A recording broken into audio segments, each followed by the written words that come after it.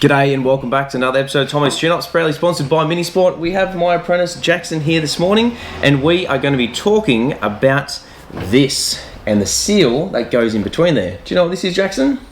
No. No. Alright, so this is the selector assembly. So this actually goes on the bottom of the gearbox on a rod change gearbox. So if we just have a look directly through this hole, see through there? That's where it goes up through here. So this is the last component you essentially want to remove when you're rebuilding a gearbox. Now what this does is when it's fitted to the gearbox, this is what all of the selectors go on that enable you to change gears. Now you do have to be very careful when you remove it because you can damage the thread in which the nut sits on here. So on the inside here, Jackson, you can see there's a little groove that sits all around the outside and there's a seal. That needs to be replaced and put on there just like that.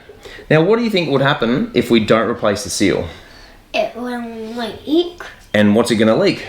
Oil. Exactly. So this is the furthermost part of the bottom of the gearbox. If anything's going to leak, this is probably going to be one of the first things that's going to leak. You don't want to be replacing this later because you're going to have to pull the whole engine and gearbox apart to do so.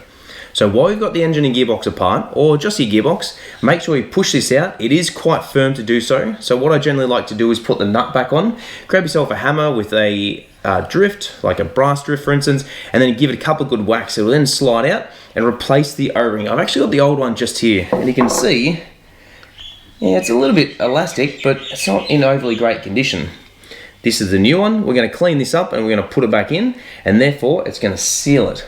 Now you need to remember that the engine and gearbox oil are exactly the same on an A-series engine. So like Jackson said, if it's going to leak, it's going to leak engine oil. The last thing you want to do is put it all back together, find out it's leaking from this, all because you didn't change the gasket.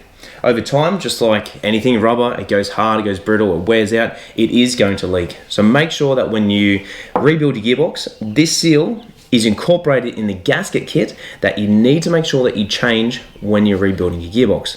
Thanks for watching, hope you learned something. Make sure to check out their full range at www.minisport.com.au and catch you on the next episode of Tomo's Tune-Ups.